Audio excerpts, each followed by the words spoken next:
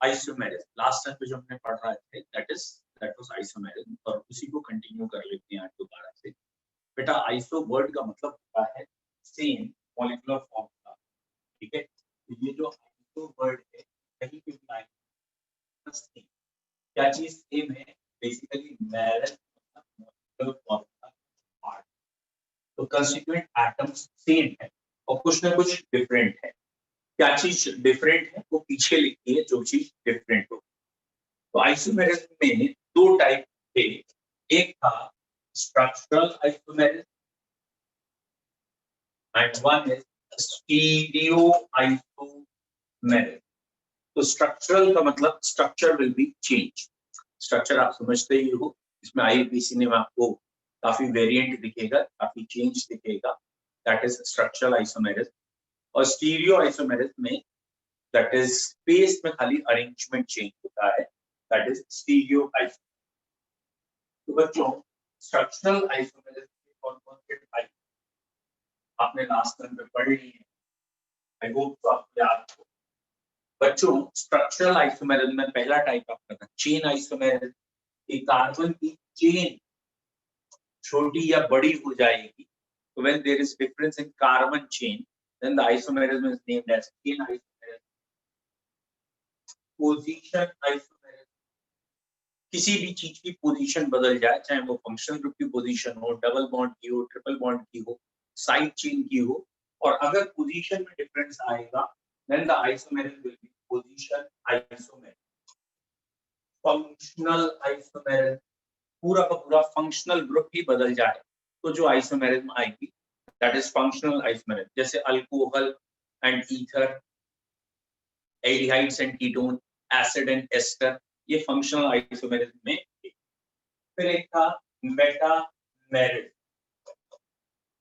When the functional group is in between, जब functional group बीच में था, in between two alkyl group, दो एल्काइल ग्रुप के बीच में फंक्शनल ग्रुप था, and the isomers differs in these two alkyl group. इन एल्काइल ग्रुप में कोई अंतर आ जाए, जैसे कि कीटोन में था, ईथर्स में, एस्टर्स में और अमीन्स में, सेकेंडरी अमीन्स में, कि एक बीच में फंक्शनल ग्रुप है, इधर इधर एल्काइल ग्रुप है, और एल्काइल ग्रुप्स में चेंज आ जाए तो मेटामेरिज्म। एंड फाइनली ये एक और था जिसका नाम था टॉटोमेरिज्म। टॉटोमेरिज्म का क्या मतलब था, basically it is a special kind of functional isomerism. ये है फंक्शनल आइसोमेरिज्म की in which the isomers exist together in a equilibrium mixture। दो आइसोमर्स एक ही इक्विलिब्रियम में एग्जिस्ट करते हैं। Isomers are interconvertible to each other, मतलब एक आइसोमर दूसरे में चले जाता है, दूसरा इसमें आ सकता है, ड्यू टू वेंडरिंग और मूवमेंट ऑफ हाइड्रोजन एटम। यहाँ बेसिकली हाइड्रोजन एटम का मूवमेंट होता है। जैसे ये एक कंपाउंड है जिसको हम एल्डिहाइड कहते हैं, तो मैंने जानबूझ के एक H को थोड़ा सा अलग दिखाया। तो ये वाला जो H है ये यहाँ आ जाएगा, और H को यहाँ आने में ऑब्वियसली स्टेबलाइज करने के लिए कार्बन वैलेंसी और चीजें, ये डबल बॉन्ड यहाँ आ रहा है। तो H और कार्बन या ये कहें ये जो डबल बॉन्ड है ये इंटरचेंज हो रहे हैं, और इस समय ये चीज होके बन गया CH डबल बॉन्ड CH-OH। तो ये जो आइसोमर बना है इसको फिलहाल हम कह सकते हैं this form is enol and this form is keto form. तो एक एग्जांपल हो गया कीटो इनॉल आइसोमर। फिलहाल हाइड्रोजन का मूवमेंट हो और दो अलग अलग फंक्शन ग्रुप बन सकते हैं, उस मूवमेंट की वजह से पाई बॉन्ड और हाइड्रोजन आपस में इंटरचेंज होंगे, और इस दो जो आइसोमर है ये एक साथ एक ही मिक्सचर में रह रहे हैं, ये ऐसे इक्विलिब्रियम में रह रहे हैं, then this isomerism is known as tautomerism।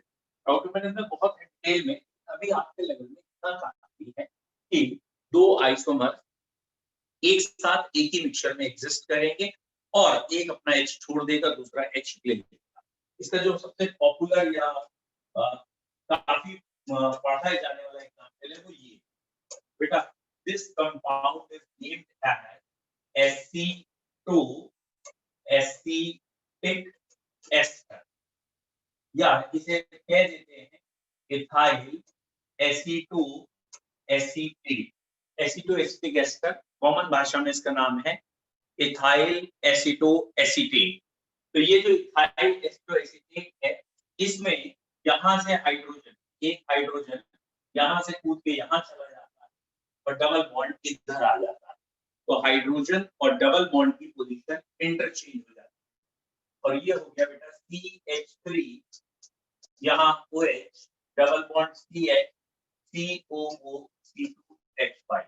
तो ये जो कंपाउंड आया जिसमें डबल बॉन्ड और H ने अपनी पोजीशन इंटरचेंज कर ली और ये इसकी फिनॉल फॉर्म बन गई।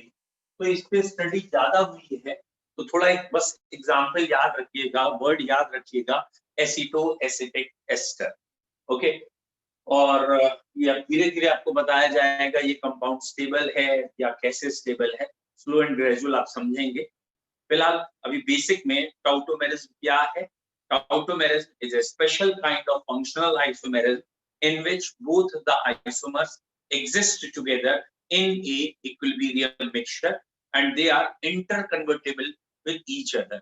एक दूसरे से interconvertible हैं, जब भी जरूरत है ये फॉर्म दूसरी फॉर्म में चली जाएगी और कोई एक फॉर्म बहुत कम स्टेबल होगी उसका नाम होता है labile फॉर्म।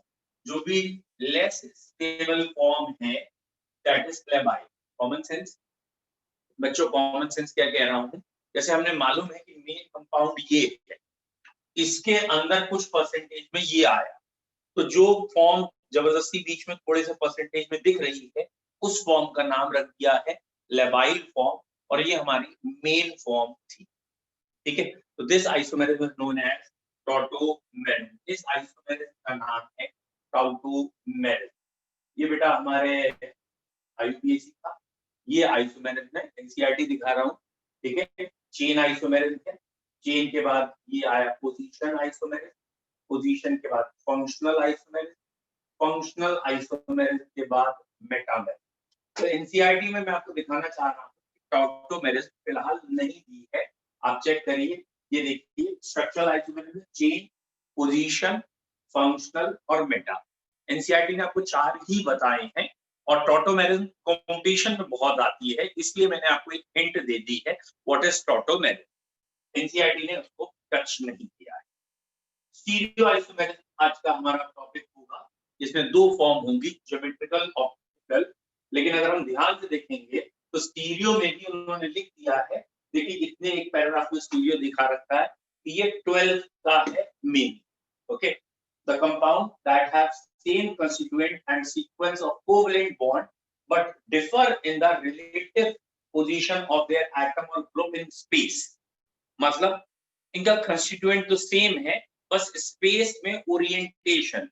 बच्चों स्पेस में जो ओरिएंटेशन होता है उसे हम कहते हैं कॉन्फ़िगरेशन। तो कॉन्फ़िगरेशन या ओरिएंटेशन चेंज है तो वो आइसोमर्स कहलाते हैं स्टीरियो आइसोमर। ओके बच्चों, आई होप तो आप लोगों के स्कूल में भी स्टीरियो आइसोमेरिज्म 12th में है, तो 12th में ही कही होगी, शायद किसी के स्कूल में नहीं पढ़ाई गई होगी। ठीक है, तो एक बस डेफिनेशन समझ लीजिए क्या है स्टीरियो आइसोमेरिज्म।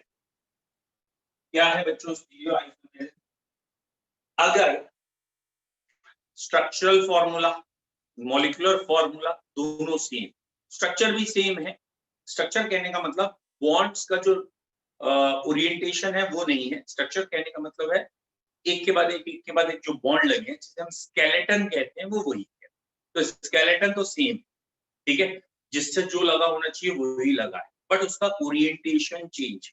मतलब उसका जो ओरिएंटेशन दैट मींस ज्योमेट्री या एंगल जो होता है वो चेंज है।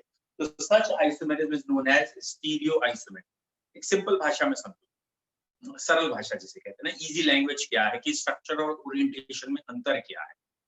जैसे अगर मैं ये कहूं कि मेरा अभी मैंने सपोज दैट दिस वन जो भी है, ठीक है, इमेज उल्टी आई है इसलिए, ठीक है, तो अभी मैंने ये अपने हेयर्स को इस तरफ की और दिस वन, तो हेयर्स यहाँ से जुड़े हुए हैं, तो ओरिएंटेशन ये इनका एंगल, और मैं इसे चेंज कर दूं तो एंगल बदल जाएगा, रहेंगे यही, लेकिन जो हेयर जहां था वही रहा, जिसके पड़ोसी जो था वही था, लेकिन दो के बीच का एंगल चेंज हो सकता है। इस चीज को बेसिकली कह रहे हैं ओरिएंटेशन। अब जैसे किसी बच्चे को अभी भी नहीं समझ में आया तो यूजुअली क्लास में मैं क्या करता हूँ, उससे कहता हूँ इधर आ, तुझे मैं समझाता हूँ। अब मैं उससे कहता हूँ देख सबके जो हैंड है ना वो ऐसे मोड़ रहे हैं, ये ओरिएंटेशन है। ये हड्डी यहीं से जुड़ी है, ये ओरिएंटेशन। अभी तेरा मैं ओरिएंटेशन उल्टा करता हूँ, यहाँ कोनी से उसका हाथ तोड़ू और अब ये पीछे की ओर भी चलने लगे, जैसे ये आगे की ओर चल रहा है वैसे पीछे की ओर भी चलने लगे, इधर से इधर भी होने लगे, तो कहूँगा देख हैंड लगा तो वहीं का वहीं, बट खाली उसका क्या चीज चेंज है, ओरिएंटेशन चेंज है। तो जब ओरिएंटेशन चेंज होता है तो बेसिकली एंगल्स चेंज हो जाते हैं, और इसमें दो तरह के आइसोमेरिज्म है। वन इज नोन एज, इसका नाम ही है geometrical isomerism, and other is known as optical isomerism. तो ओरिएंटेशन चेंज होने से दो आइसोमेरिज्म आती हैं, ज्योमेट्रिकल एंड ऑप्टिकल, बट ये दोनों ही आपको 12th में डिटेल में पढ़नी है, 11th में है, ठीक है। तो अगर किसी बच्चे को पढ़ना हो तो बता दीजिएगा, बट आई होप तो आपके लिए आइसोमेरिज्म आपको डिटेल 12th स्टैंडर्ड में ही कराई जाएगी। ओके, नेक्स्ट अगली हेडिंग पे आते हैं बेटा। हमारी नेक्स्ट हेडिंग है वैसे तो जीओसी, जनरल ऑर्गेनिक केमिस्ट्री, या जीओसी का एक पार्ट है जिसका नाम है मैकेनिज्म ऑफ रिएक्शन। तो बच्चों अगली हेडिंग हमारी जो हम स्टार्ट करने जा रहे हैं उसका नाम है मैकेनिज्म ऑफ रिएक्शन, ठीक है। What do you understand by the word mechanism? Mechanism किसे कहते हैं, ठीक है बेटा। What is mechanism? A detailed stepwise description of a reaction is known as mechanism. Detailed stepwise description, समझ में आ रहा है क्या क्या? आप कोई भी प्रोसेस सोचो, ठीक है, एक जनरल डेली लाइफ प्रोसेस सोच लेते हैं कोई भी, कि आपने देखा किसी घर गया, उन्होंने कहा यार हमारे यहाँ चोरी हो, गेटिंग माय पॉइंट। अब आप अपने आप को समझने लगे, ठीक है, डिटेक्टिव एंड सो, ठीक है। अब आप जो भी डिटेक्टिव समझ के आप जो भी कुछ कर रहे हैं ना, बेसिकली वही मैकेनिज्म होता है। केमिस्ट्री में क्या होता है, हम दो केमिकल देखते हैं, रिएक्ट करते हैं, रिएक्शन हो जाती है, प्रोडक्ट बन जाता है। अब ये रिएक्शन कैसे कैसे हुई होगी उसका अंदाजा लगाना मैकेनिज्म है। It is purely hypothetical. हम अधिकतर मैकेनिज्म में चीजें कहेंगे, हाँ भाई ये रिजल्ट्स मिला इसलिए, मतलब आप किसी के घर गए, उसने आपसे कहा चोरी हो गई, स्टार्टिंग से ध्यान दीजिएगा, चोरी वर्ड का, चोरी। अगर वो कह रहा है कि चोरी हुई है, इसका मतलब जो उसके घर में अटैक करने आया था वो चोर था। इस लाइन को अंडरलाइन रखना, आगे काम में आए। अटैक जो करता है उस पे रिएक्शन का नाम लिखते हैं, ठीक है। ये अभी आगे मैं आपको बताऊंगा, कनेक्ट करूंगा इस चीज को आगे, कि अगर चोरी हुई है तो चोर आया, और अगर कोई कहता है डकैती हुई, तो चोरी और डकैती में एक अंतर है। चोर चुपचाप काम करते हैं, सब सो रहे होते हैं, और डकैत बंदूक लेके आते हैं, बंदूक पे आते हैं, और लाला चाबीला है ना, बंदूक गले पे रखते हैं, मतलब जगा के एक एक को खुद छीन के ले जाने वाली चीजें डकैत। अल्टीमेटली एम क्या है, अगर अटैक करने वाला चोर है, प्रोसेस चोरी, अटैक करने वाला डकैत है, प्रोसेस डकैती। केमिस्ट्री में भी अभी हम पढ़ेंगे अटैकिंग रिएजेंट। अगर अटैकिंग रिएजेंट इलेक्ट्रोफाइल है तो रिएक्शन इलेक्ट्रोफिलिक, न्यूक्लियोफाइल है तो न्यूक्लियोफिलिक। वो अभी हम पढ़ेंगे क्या है इलेक्ट्रोफाइल और क्या है न्यूक्लियोफाइल, तो वो अभी मैकेनिज्म में आए। सेकंड पॉइंट, आप उसके घर गए, आप उसने कहा चोरी हुई, तो आपने अपना डिटेक्टिव दिमाग लगाया, आपने कहा अरे खिड़की खुली हुई, ठीक, दैट मींस वो यहां से आया, उसके स्लीपर्स के या whatever you can say shoes के जो मार्क हैं वो इस तरफ जा रहे हैं, वो इधर गया हो, उसके बाद ये हुआ होगा, मतलब ये टोटल जो पीछे के फिंगरप्रिंट्स और जो भी फुटप्रिंट्स रह गए उस पर काम हो रहा है। ऐसे ही केमिस्ट्री में भी हम कुछ ना कुछ हाइपोथेसिस लगाएंगे कि ऐसा हुआ, इसका मतलब ये हुआ था और इसलिए ये बना। Is it clear? और उसके बाद मैकेनिज्म पूरा ओवरऑल हमारा तैयार होगा। तो आपको यहाँ पहला वर्ड जो मैकेनिज्म में याद रखना है बेटा, वो है substrate. What is the word substrate? ये कई बार मैं यूज करूंगा बीच में। बेसिकली जिसके घर चोरी हुई है ना, वो सबस्ट्रेट। आया समझ में क्या कहना चाहते हैं? सबस्ट्रेट कौन है केमिस्ट्री की भाषा में?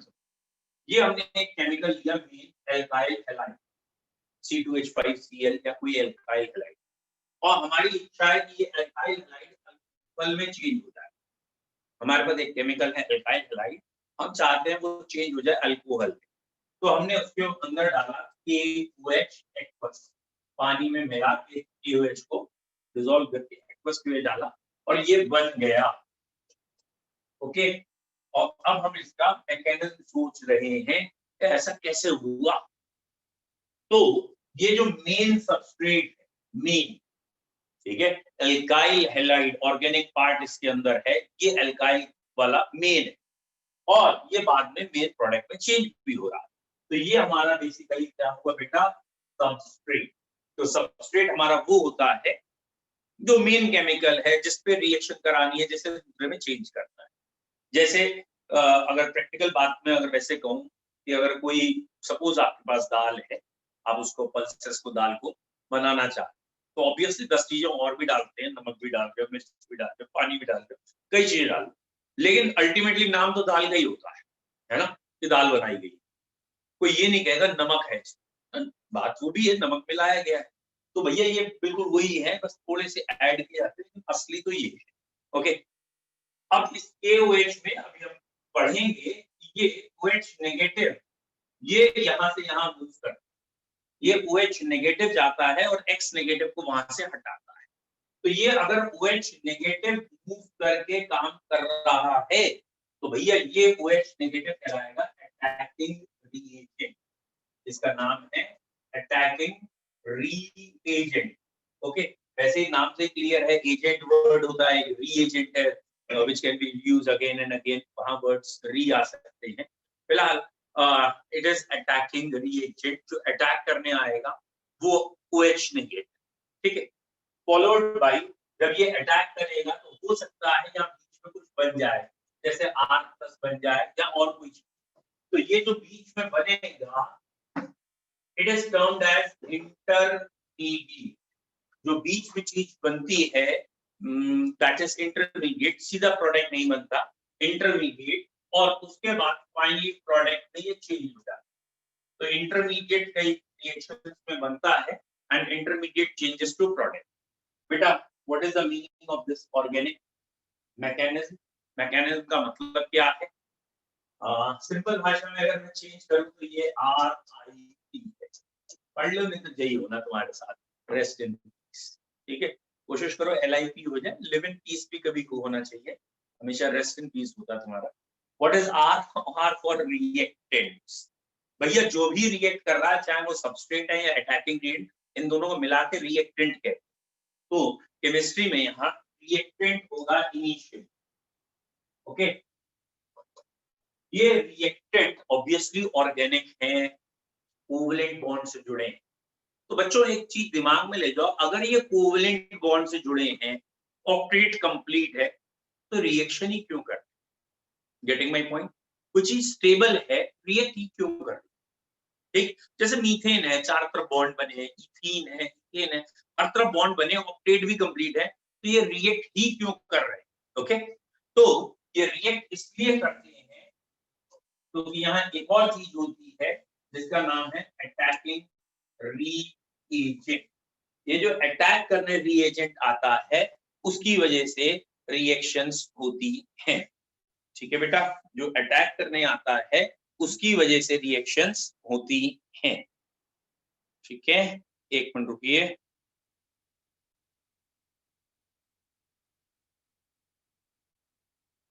ये बड़ी दिक्कत है यार, कॉल कर देता तो फिर अब मेरी आवाज नहीं जा रही होगी मैंने। बच्चों आपको आवाज अब मेरी नहीं आ रही होगी, आई होप सो। सर आ रही है, सर आ रही है। अरे वेरी गुड, चलो ठीक है, अब मैं कोई भी कॉल आएगा ऐसे ही कट कर दिया। ओफो, मानने को तैयार ही नहीं आ रही है, कॉल पे कॉल फिर करने जा रहे हैं। एक मिनट बेटा, शायद कोई अर्जेंट होगा।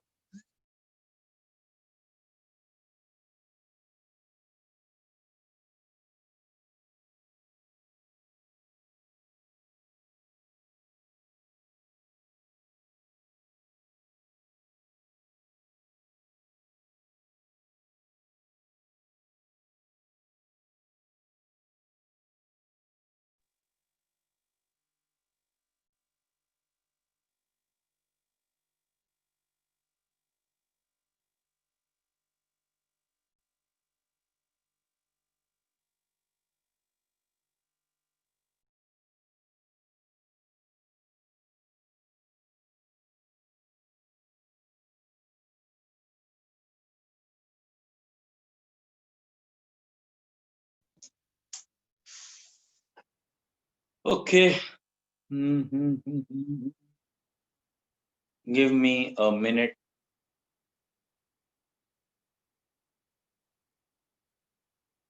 अब तो आवाज आनी चाहिए अब।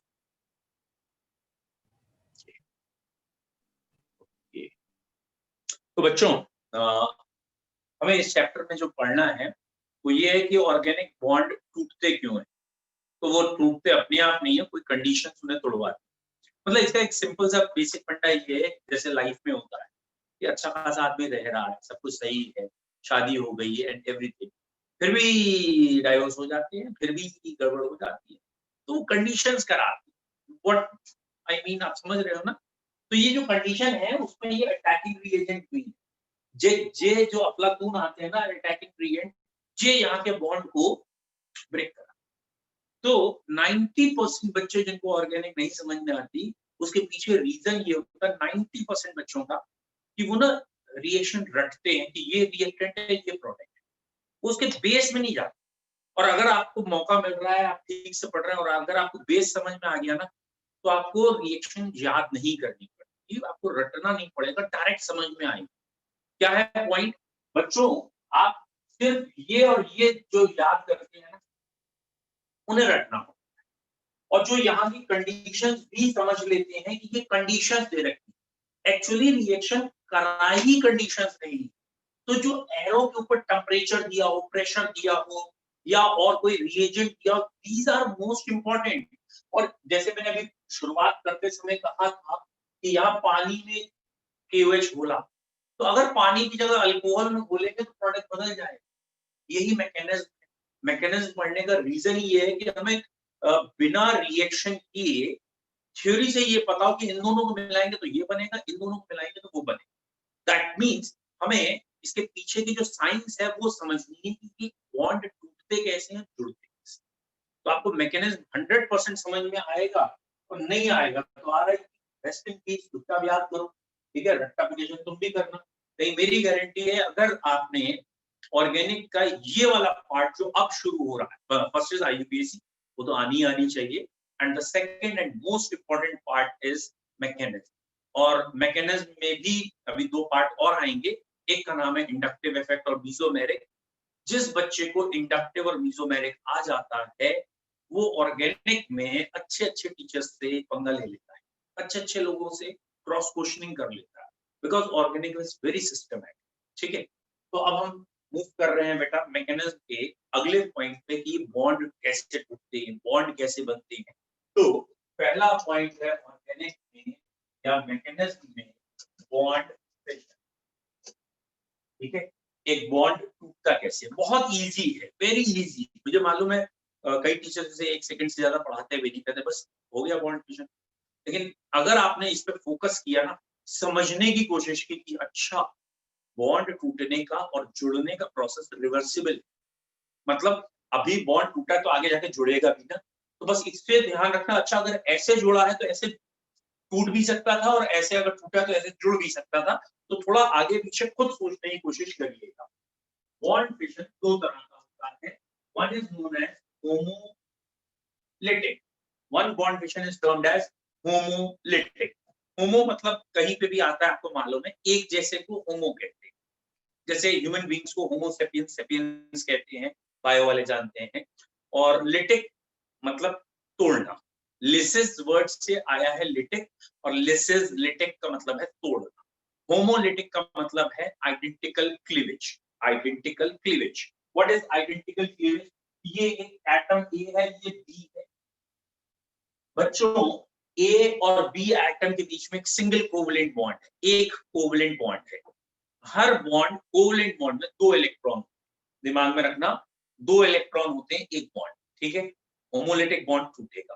What do you mean by homolytic? कि यहां बीच से ये बॉन्ड, अगर ये बीच से बॉन्ड टूटा है तो ये बॉन्ड फिशन कहलाएगा होमोलिटिक।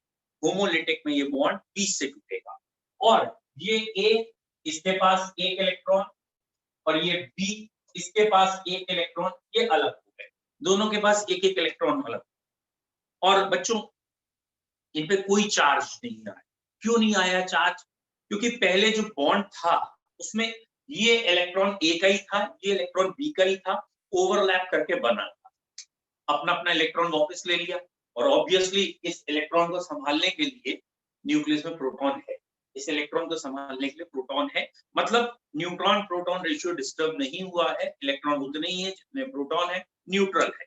तो इसको एक नाम दिया गया है फ्री रेडिकल। जरा ध्यान रखिएगा, इसका नाम है फ्री रेडिकल। भैया फ्री का मतलब है ये नहीं है कि फ्री में बन गया है, फ्री का मतलब चार्जलेस से है, और रेडिकल का मतलब होता है रिएक्टिव स्पीशीज, मतलब है तो चार्जलेस लेकिन ऑक्टेट कंप्लीट नहीं होता, रिएक्शन की टेंडेंसी। क्यों है भाई? इससे पहले ये ऐसे थे तब ये स्टेबल थे, अब ये ऐसे हो गए तो अब ये स्टेबल नहीं, ठीक है। और जनरली होमोलिटिक बॉन्ड फिशन की कंडीशंस क्या है, कब होता है homolytic bond fission?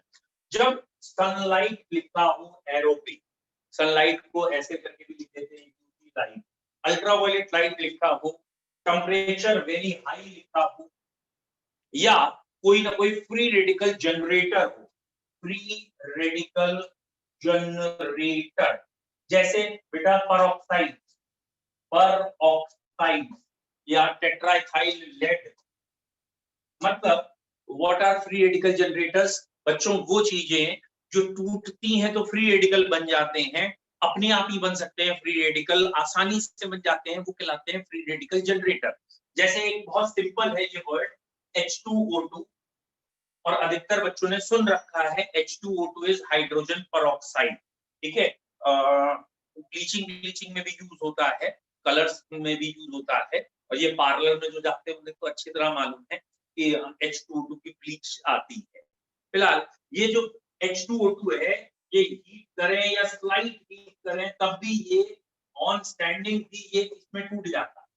That means H2O2 free radical में तुरंत टूट गया, और अगर ये फ्री रेडिकल में टूट गया तो ये आगे वाले सबको भी फ्री रेडिकल में तोड़े जा रहा है, लगातार तोड़ते जा रहा है। तो ये फ्री रेडिकल जो है ये हाई टेम्परेचर पे बनते हैं, सनलाइट की प्रेजेंस में बनते हैं, या फिर कोई फ्री रेडिकल जनरेटर हो तब बनते हैं, ठीक है। तो पहला बॉन्ड फिशन था होमोलिटिक बॉन्ड फिशन, और होमोलिटिक बॉन्ड फिशन में फ्री रेडिकल्स बनते हैं।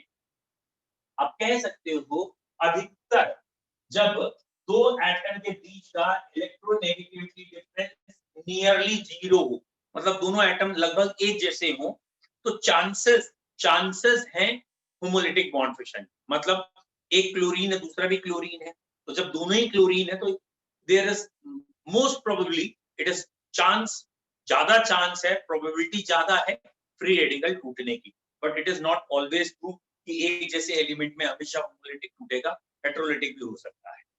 तो पहला फिशन होमोलिटिक हुआ है, दूसरे बॉन्ड फिशन का नाम है बच्चों हेटेरोलिटिक, ठीक है। The second one is heterolytic. नाम से ही क्लियर होगा बच्चों, अनइक्वल बॉन्ड फिशन या अनइक्वल क्लीवेज, दैट मींस ये ए और बी के बीच का बॉन्ड, और ये दोनों इलेक्ट्रॉन या तो ए ले जाए या बी ले जाए, दैट मींस ये दोनों इलेक्ट्रॉन कोई एक एटम ले जाए, ए पे आ जाए नेगेटिव चार्ज और बी पे आ जाए पॉजिटिव चार्ज, ठीक है। जरा ध्यान से देखना, यहाँ जो हमने चीज शो करने की कोशिश की है वो क्या है बच्चों, एक बार फिर नजर दौड़ाइए, ध्यान से देखिए क्या किया है हमने। ये दो इलेक्ट्रॉन थे ये, और मैंने ये दोनों इलेक्ट्रॉन इस समय ए को दे, और दोनों इलेक्ट्रॉन जब मैंने ए को दे दिए तो ए पे आ गया बच्चों नेगेटिव चार्ज, और बी से दोनों इलेक्ट्रॉन दूर चले गए तो बी का वो ऑर्बिटल एकदम खाली हो गया, यहाँ प्लस चार्ज है और ये ऑर्बिटल खाली है। और इस चीज को जरा समझना कि इसका उल्टा भी करना पड़ेगा, जब हमें नए बॉन्ड बनाने पड़ेंगे तो इसका उल्टा भी होगा। क्या होगा कि दो अगर चीजें हैं जिनमें एक एक अनपेयर इलेक्ट्रॉन है तो वो जुड़ के बॉन्ड बना सकती है, फ्री रेडिकल जब जुड़ेंगे तो बॉन्ड बन सकते हैं। और ऐसे ही अगर दो चीजें हैं जिसमें एक एटम के पास लोन पेयर है, फ्री इलेक्ट्रॉन है, और दूसरे एटम के पास वेकेंट ऑर्बिटल है, तो ये दोनों भी जुड़ेंगे और नया बॉन्ड बनेगा। दोनों में से किसी एक के पास भी लोन पेयर और एक वेकेंट है तो जुड़ के बॉन्ड बनेगा। इसका रिवर्स समझना ज्यादा जरूरी है क्योंकि वही अप्लाई करना है। फिर से सुनो बेटा क्या कह रहा हूं, या आप जवाब दीजिए, क्या ए एटम है, इसके पास लोन पेयर, बी एटम है, इसके पास लोन पेयर है, क्या ये दोनों मिलके बॉन्ड बनाएंगे? No yes, sir, no very sir. Good, बहुत बढ़िया, बहुत बढ़िया। जब दोनों के पास लोन पेयर है तो बॉन्ड नहीं बन सकता। क्यों? बॉन्ड तो तभी बनेगा जब ओवरलैप हो पाए, और ओवरलैप करने के बाद एक ऑर्बिटल भरा और एक खाली। बताइए, ये ए एटम है, इसके पास एक इलेक्ट्रॉन दिखाया है, ये बी एटम है, इसके पास लोन पेयर दिखाया है, क्या बॉन्ड बनेगा? क्या बॉन्ड बनेगा? अरे वेरी गुड, ठीक है। जब एक के पास एक इलेक्ट्रॉन है और दूसरे के पास दोनों इलेक्ट्रॉन है तो भी बॉन्ड नहीं बनेगा बेटा मानसी, बॉन्ड नहीं बनेगा। क्यों नहीं बनेगा? क्योंकि बॉन्ड बनाने के लिए क्या कंडीशन है, या तो दोनों के पास एक एक इलेक्ट्रॉन होगा, या एक के पास इलेक्ट्रॉन और एक ऑर्बिटल खाली हो। चलिए बताइए, ये एटम बी है, ये एटम ए है, अब की मैंने यहाँ नीचे शो कर दिया है, बी के पास भी वैकेंट ऑर्बिटल, ए के पास भी वैकेंट ऑर्बिटल, बॉन्ड बनेगा? Common sense. दोनों भिखारी हैं, भिखमंगे करेंगे क्या? दोनों के दोनों भिखमंगे हैं, यहाँ बॉन्ड नहीं बनेगा। तो बॉन्ड कब बनेगा ये आपको ध्यान देना है, अगर ये लोन पेयर है और ये वेकेंट है, बनेगा बॉन्ड। अगर अगर ये एक इलेक्ट्रॉन है और ये भी एक इलेक्ट्रॉन है, बनेगा बॉन्ड। ऐसे कंडीशंस में बॉन्ड बनता है। ठीक है बच्चों, चलिए आप थोड़ा कम रखेंगे, मैं रख नहीं रहा था वैसे क्लास। अच्छा, 1 मिनट रुकिएगा बच्चों, बस 1 सेकंड है, मैं इसकी रिकॉर्डिंग पहले ऑफ करूं।